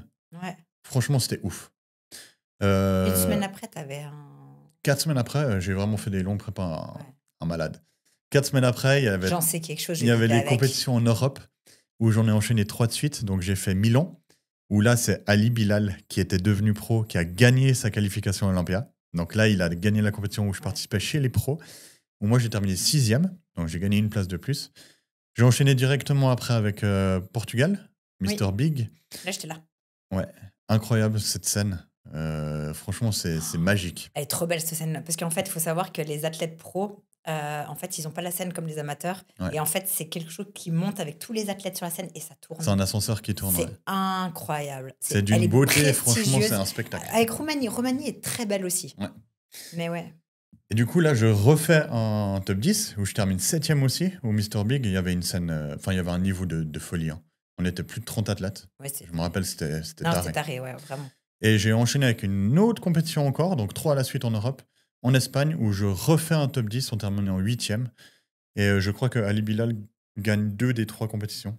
Ouais, d'ailleurs, moi, je disais toujours, c'est pas juste ça, en fait, parce que ceux qui gagnent sa sélection, mais en fait, tu gagnes du fric aussi. Donc, il commençait déjà à être au-dessus chez les pros. Donc, il commençait à tout gagner déjà à ce moment-là. Ouais. Et là, du coup, j'ai mis une fin à ma saison. Ma première saison chez les pros, 4 compétitions, 4 top 10. Moi, je me suis dit que la qualification olympienne était encore jouable sur les années à venir. C'est ce que je pensais, vu que c'était ma première année. En fait, on a toujours beaucoup communiqué les deux ensemble. Et c'est vrai, hein, on a toujours... Mais en fait, tout le long, même des compétitions, là, on n'en parle pas, mais il y avait toujours un débrief qu'on se faisait ensemble. Hein. Et même moi, souvent, je te disais de ne pas arrêter. Ouais. Je dis, poursuis, je pense vraiment que tu as tes chances. Et puis, on verra l'année prochaine. C'est clair que si tu ne fais pas de top 5 dans les 3 prochaines compétitions, là, il faudra voir. Ouais. Et là, du coup, toi, tu es parti avec Luc Molines. Donc, on revient une année auparavant. Voilà. Donc, ouais, très bien comme ça. Je termine et tu termines. Non, on revient pas une année auparavant. On est au même stade. On est au même stade, ouais. Donc, moi, je termine ma compétition. Fin 2022. Du coup, c'est toi qui me fais quand même vite fait ma reverse diet, en tout cas pour la semaine qui suit ma compétition. Ouais. Luc me dit qu'il y a un réel potentiel. Il m'accepte bien en tant que qu'athlète, donc il veut bien me suivre. Et là, je découvre une super prise en charge complète. Lui, c'est pas un bilan par semaine, c'est un bilan le samedi, le vendredi matin et un autre bilan le lundi matin. Il voulait vraiment gérer aussi les repas libres pour éviter justement qu'il y ait trop et vraiment très propre aussi avec lui. Donc, hyper heureuse, on va le voir à Lyon, on fait plusieurs trainings ensemble avec lui, du coup. Ouais. Et là, on est en octobre. Et c'est marrant parce que j'ai l'impression que ça faisait déjà 6 mois que j'étais avec lui. Ouais, c'est passé très vite. Et le 11 novembre, j'ai un rendez-vous chez le dermatologue et j'avais une croûte ici depuis quelques temps et puis je demandais juste ce que c'était parce qu'il me disait que tout était OK. Et là, le dermatologue me dit ça me fait penser à un cancer. Et là, waouh, la claque. Je sors, je te le dis. Et en fait, je savais que j'avais un cancer. Mais voilà, on doit attendre de faire j'ai plus le mot, la biopsie, merci. Et puis, il faut entre 10 et 15 jours avant d'avoir le résultat. Bon, le résultat tombe. Non, je crois que le résultat est tombé le 11 novembre, en fait. Cette date m'a marqué. Ouais. Donc, c'était le résultat. Oui. Et là, oui, cancer. OK. Donc, franchement, j'ai plus les mots, j'entends plus rien. Vous savez, comme quand on est dans un truc où on s'est fait abasourdir, où on n'entend plus. Donc, en fait, il me dit plein de trucs, le médecin, mais j'entends rien. J'entends rien. Je sais juste qu'il faut que je me fasse opérer, que j'ai une tumeur, qui me dit que c'est dans la famille des cancers, c'est le moins pire. Tout ça, j'entends, mais moi, je reste sur cancer. La seule chose que j'ai demandé, c'est voilà, je suis sportive, athlète, je fais des compétitions. Est-ce que ça peut avoir un impact? Il me dit non. Vous pouvez poursuivre. Ok, go. Là, j'appelle Luc, je lui explique tout. Oh, franchement, il a été d'un accompagnement. Je pense que j'ai fait assez de vidéos, mais je le dirai toujours merci infiniment à Luc parce qu'il m'a vraiment soutenue. Alors, toi, on n'en parle même pas. Hein. Et ce qui était compliqué là pour toi aussi, c'est que toi, tu étais aussi en prépa. Franchement, je crois que là, je parle de moi, mais en fait, je crois qu'il y a un monde qui nous est tombé dessus. Hein. Et puis, j'ai des enfants à la maison. Donc, au début, on ne dit rien. Et puis, à un moment donné, faut leur dire. Donc, on leur dit. Alors, j'essaye vraiment de minimiser un max. C'est rien, vous inquiétez pas, je vais me faire opérer, il n'y aura plus rien. Vraiment, j'y vais comme ça. D'ailleurs, eux, ils ne l'ont pas du tout vécu mal. Hein. Non. Parce que j'ai véhiculé que ça allait, je continuais à m'entraîner, ma routine avait continué. J'avais une forte fatigue depuis quelques temps, mais je crois que je n'étais pas encore arrêtée. De toute façon, je voulais continuer à m'entraîner, donc de toute façon, je ne pouvais pas m'arrêter. Ouais. Et donc, je me suis fait opérer. J'essaye d'un peu abréger parce que mon histoire, elle est longue sinon. Mais il y a eu encore des petites choses un peu compliquées où on a dû retourner chez le dermato parce que j'avais l'impression que ça se propageait. Puis il me disait que non, que c'était pas possible. Bref, voilà, plein de choses. Et au final, on a été le jour de l'intervention. Donc, c'est une intervention à plaie ouverte. Ça veut dire qu'en fait, on t'anesthésie uniquement localement, mais tu restes réveillé. Tu gardes la plaie ouverte. Ils font à chaque fois des biopsies. Donc, ils enlèvent un bout, ils font une biopsie. S'il y a encore, ils réouvrent. Enfin, ils renlèvent un bout. Et puis, ça, moi, on l'a fait 2 fois de suite. Donc, j'ai dû y retourner 2 fois de suite. Et la deuxième fois, il me recoue complètement parce qu'en me disant qu'il avait enlevé un plus gros bout et que peu de probabilité qu'il y ait encore de la tumeur. Sauf qu'en fait, il me rappelle une 3e fois. Et en fait, il me dit, il faut réouvrir, il y a encore. Et en fait, on m'a toujours dit, vous rentrez avec une tumeur, vous ressortez avec une tumeur.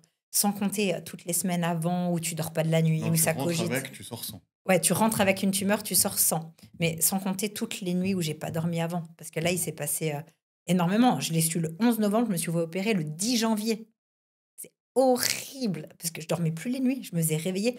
Vous savez, quand je dis que dans la vie, il faut se rendre heureux seul, il faut d'abord penser à soi seul et que c'est pas être égoïste, c'est être intelligent. Là, c'est un exemple typique qui m'a permis de comprendre. C'est que j'ai Kenny à côté de moi dans le lit qui fait quasi 120 kilos, donc le gringalet qui peut vraiment me protéger. Le gringalet qui peut me protéger. Le gringalet, le gros gringalet, le balèze. Eh bien, vous savez quoi, là, vos nuits, vous êtes bien seul. Vous êtes bien seul face à votre cancer, face à votre avenir, face à ce qui pourrait arriver ou pas. Et on a beau vous dire que c'est pas... que dans la famille du cancer, c'est le moins grave. Ça reste le cancer, en fait. Et il y a une nuit où j'ai tout le côté qui a proliféré de fumée noire. Et ça a été horrible. Et c'est suite à ça que j'avais l'impression que ça allait proliférer. Et puis, on m'avait dit que tu étais avec moi, d'ailleurs. Et il s'avère que sur cette intervention, il a dû réouvrir. Et en réouvrant, il commence à raser là. Un peu plus, un peu plus, un peu plus. On arrive quasiment derrière l'oreille. Et il me dit, je peux pas opérer. Là, c'est pas opérable. Ça a beaucoup trop proliféré. Il y a eu des ramifications partout. Et c'est là où je me dis, mais je suis aussi puissante que ça, d'avoir pu faire proliférer un cancer rien qu'avec mes pensées. Et c'est après coup, en étudiant l'hypnothérapie, les pensées, la puissance des pensées, que oui, c'est possible. C'est pour ça que quand vous avez tout le temps peur des choses, en fait, elles arrivent à vous. Parce qu'en fait, on les endocrine et en fait, on les amène à nous. Donc oui, j'ai proliféré mon cancer. Et il a pris un niveau beaucoup plus important que ce que c'était. Du coup, je suis repartie avec mon cancer. Il avait enlevé une partie, mais je suis partie avec. Et là, on nous dit, il va falloir faire des séances de PDT. Donc, en fait, c'est brûler à vif. Pour brûler on met une pommade qui est un antibiotique qui vont se mettre autour des cellules cancéreuses et on va les brûler avec cette lampe qui brûle. Et ça, il fallait en faire 2. Et je vais essayer quand même d'aller plus vite parce que ça, si jamais vous pouvez lire mon livre, tout est écrit dedans. On peut même faire un podcast là-dessus parce que là, on parle du sport. Ouais. En gros, tu as eu ce cancer. Donc, j'ai eu ce cancer et suite à ce cancer, j'ai eu un accident quelques semaines après. Qui était lié à ce cancer parce que du coup, ton corps... mon corps est saturé complètement. Ouais. La PDT m'avait tellement anéanti que du coup, j'ai mon corps qui a lâché sous une barre d'une centaine de kilos. Je ne sais même plus maintenant. Et je crois que tu étais à l'échauffement avec même 80 kilos. Ouais, au sol, cloué au sol, plus bouger. Et là, ma vie effondrée. Là, il y a tout qui s'est arrêté. Et j'ai compris que les compétitions, c'était terminé. Je savais même pas si je pourrais reprendre le sport, parce que quand on écoutait les médecins... même remarcher. Même remarcher. Voilà. Comment ma carrière en tant qu'athlète s'est terminée. Elle s'est achevée là.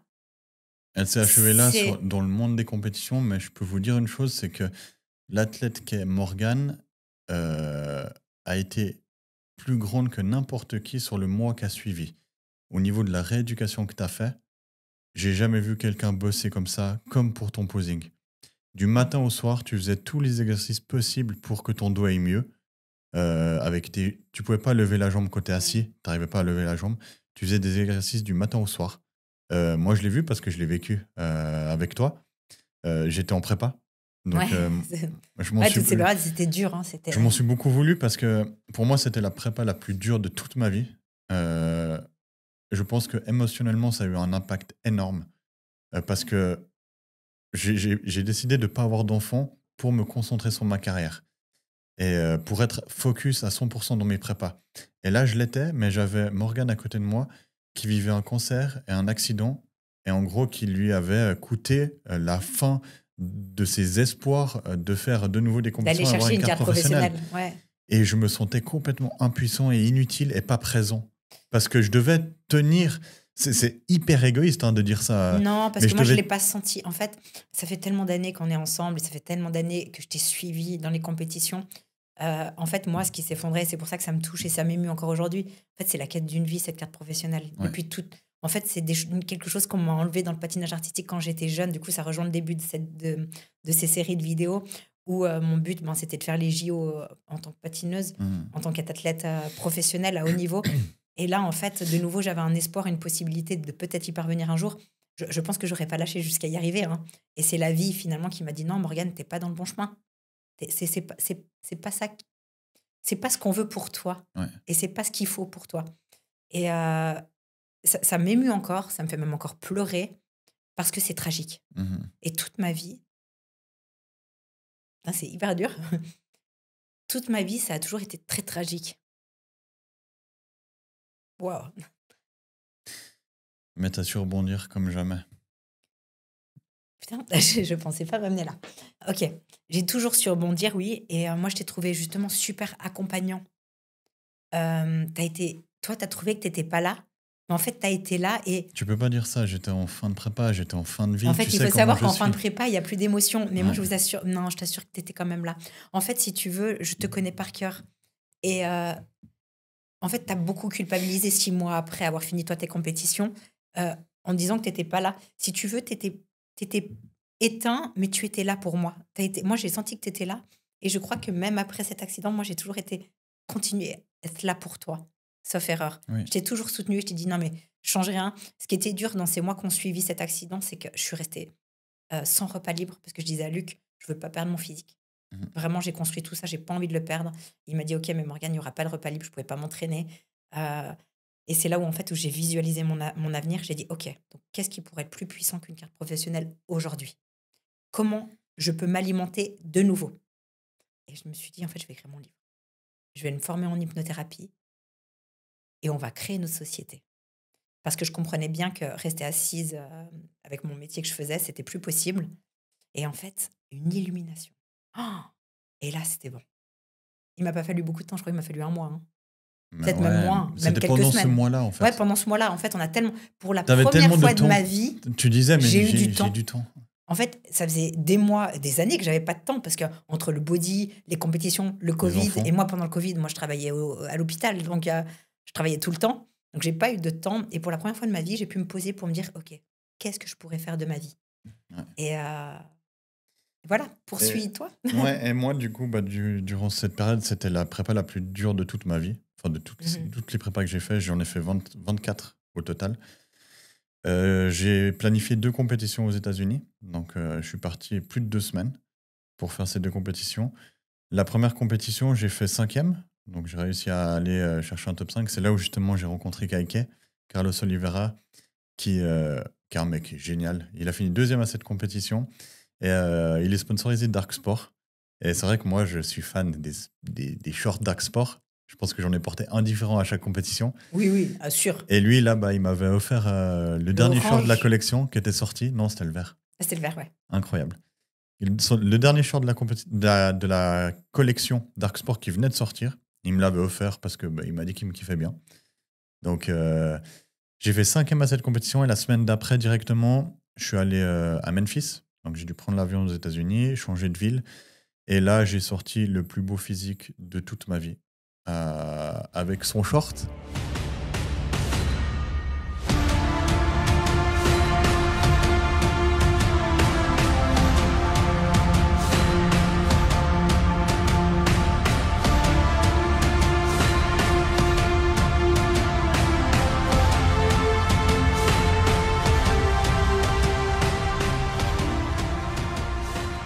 Et j'étais à 109 kilos, donc je pense que j'étais à 110 kilos, voire plus sur scène. Où j'ai fini 6e à cette compétition, mais je suis rentré dans un first call-out qui était du niveau Olympia. Les 4 premiers ils font partie du top 15 Olympia. C'était que des têtes d'affiche. Franchement, c'était incroyable. Je voulais mettre un terme à ma carrière à ce moment-là, avant même cette compétition. Et le fait d'avoir fait ces résultats, c'est vrai que j'ai reçu énormément de messages de coachs très connus chez les Men's Physique aux États-Unis, d'athlètes très connus aussi. Il y a Jérémy Potvin qui m'a écrit. Il y a le coach de Chiron qui m'a écrit, qui m'a dit comme quoi j'avais un physique incroyable, qu'il fallait que je continue. Ah, mais tout le monde, J'ai des juges aux États-Unis qui m'ont écrit. J'ai mon coach Romano, et même toi, tu m'as dit tu peux pas arrêter. Non, je te dis, non, mais il était taré, lui, il voulait arrêter. Mais je pense vraiment que tu avais un physique pour les États-Unis. En Europe, le niveau était différent. Ouais. On est d'accord que c'est pas les mêmes physiques. C'est pas moins bien ou mieux, mais je pense que ton physique à toi collait bien avec les États-Unis à ce moment-là. Et du coup, moi, je voulais arrêter, mais avec ce résultat, c'était juste pas possible. Donc, il fallait que je tente ma chance. Du coup, j'ai planifié 6 mois. 6 mois de préparation pour terminer. Enfin, c'était pas pour terminer, c'était pour tenter ma chance en Europe. Je me suis dit, j'en fais 2 à la suite. Toujours en pensant que l'Europe est plus facile. Non, pas du tout. Là, non, mais tu te rappelles, tu me disais que les États-Unis, c'était quand même le the must. Oui. Et puis que tu pensais que... Alors, tu savais que l'Europe, c'était quand même un level, mais on aurait quand même pu penser... En fait, pour vous donner un ordre d'idée, le top 10 Olympia, il est américain. Voilà, c'est ça. Donc, les Européens, c'est clair qu'ils ont quand même un retard, mis à part Ali qui maintenant... Non, mais là, maintenant, il n'y a plus de retard. Hein. Maintenant, il n'y a plus de retard. Mais voilà. Du coup, j'ai planifié 2 compétitions en Europe, une à Milan et une en Espagne. 3, il y avait même Dubaï du coup. Non, et Dubaï. J'ai fait que les 2 premières, parce que c'est les 2 seules compétitions de toute ma carrière où je place hors top 10. Et pour moi, c'est un signe. C'était horrible. Ouais. C'était impossible de. Moi, mais les même, 5 premiers. Mais au-delà de ça, parce que j'avais. Franchement, mon physique était sur la continuité de ce début d'année. Sauf que c'était le signe pour moi que si je forçais, j'étais un con. Ouais, après, il faut peut-être expliquer pourquoi il y avait une deadline. Je ne veux pas rentrer dans ça parce que là, on parle de problèmes de santé comme toi. C'est juste qu'à un moment donné, quand tu es dans le haut niveau, tu prends des produits dopants. Donc, c'est dangereux pour ta santé. Et je pense que j'ai fait la meilleure décision de toute ma vie de stopper à ce moment-là. Voilà, sur du long terme, en fait, il faut être conscient. À ce niveau-là, il y a la génétique qui rentre en jeu. Ouais. Si tu n'as pas la génétique, c'est très difficile d'aller gagner un pro show. Et moi, je l'ai pris conscience tout seul et j'ai eu cette lucidité de me dire que je ne pouvais pas aller gagner un pro show. Je n'avais pas cette génétique. Déjà, d'être passé pro par rapport à ce que j'ai eu à la naissance, c'est quelque chose d'incroyable. Non, mais en plus, je te rappelais toujours. N'oublie jamais que toi, ton rêve, ça a toujours été d'être athlète professionnel. Exact. C'était pas. Si tu faisais 1 ou 2 shows en pro, tu étais content. Mais tu n'espérais pas plus au départ. Et à chaque fois, je te remettais toujours les choses dans l'ordre. Parce que des fois, tu étais trop déçu. Ouais, et puis moi, j'étais là, en Espagne, et je t'ai vu.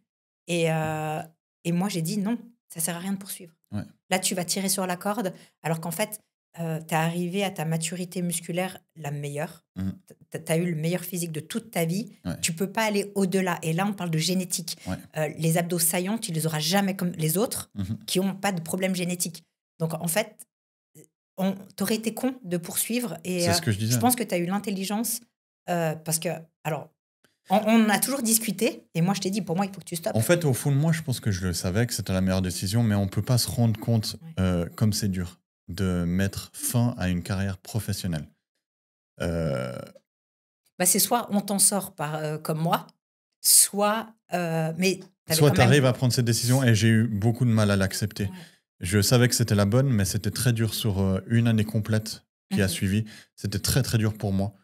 Je peux vous dire maintenant avec du recul, depuis que j'ai mis fin à ma carrière professionnelle, je redécouvre la vie sous un autre angle total. Et maintenant que j'ai montré la voie, ma priorité, c'est mon job. Et c'est de vous accompagner dans cette voie. Donc, que ce soit les athlètes, je garde toujours un pied dans la compétition avec eux. Maintenant, on a ouvert notre société depuis 2024, début 2024. Maintenant, on accompagne et on transforme des vies. On transforme des vies. Que ce soit des athlètes ou des personnes qui veulent juste changer physiquement. Juste changer. Et puis toi, tu restes très vigilant. Tu ne vas pas partir avec n'importe qui en compétition. Non. Enfin voilà, tu restes très protecteur. J'ai besoin que l'athlète qui veut devenir athlète passe toutes les étapes une à une et ne saute pas ces étapes parce que sinon, c'est pas possible. Oui, tu n'as aucun mal à dire à la personne. Quand tu as une personne qui commence en sèche pendant une semaine qui fait que de se plaindre, tu dis, mec, non, change de discipline. Pour toi. Ouais, change de discipline. Non, c'est clair. Et voilà l'histoire. Voilà notre parcours sportif depuis notre Donc naissance. Les deux, on a dû faire le deuil finalement d'une. Bon, toi, tu as quand même atteint. Il y a eu quand même un aboutissement, c'est que tu as eu une carte professionnelle. Ouais. Moi, on me l'a coupé, probablement pour plein de belles raisons, et je l'accepte aujourd'hui. Mais tous les deux, on a dû faire un deuil, parce que c'est un deuil. Moi, j'aurais peut-être même dû faire le deuil de refaire du sport dans ma vie. Aujourd'hui, j'ai toutes mes aptitudes, et je sais ce que je ne dois pas faire parce que je ne suis pas tarée. Je fais attention, mais je crois que je m'en sors bien mieux que ce qui avait été diagnostiqué, comme pour toi, dans ta vie. Donc, c'est pour dire que dans la vie, il faut se battre pour ce qu'on croit, pour ce dont je vais y arriver, pour ce qu'on croit. Et ça vaut vraiment la peine.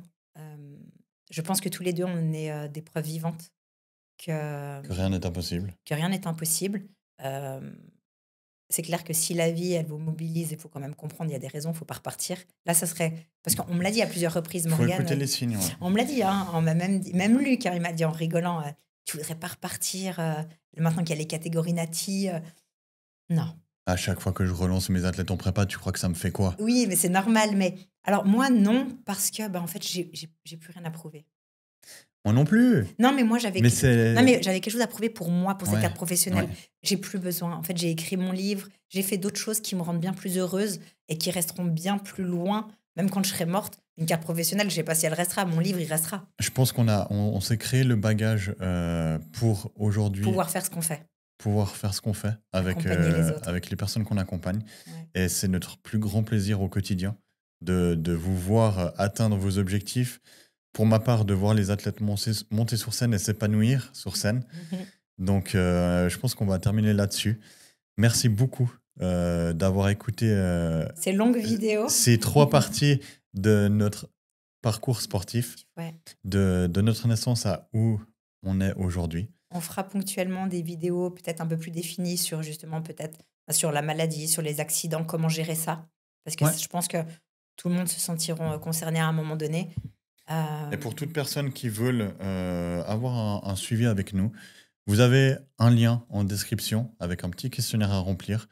Les hommes seront directement redirigés vers moi et les femmes vers Morgane pour un appel, pour discuter de si c'est possible qu'on vous accompagne dans votre transformation pour un futur bien meilleur.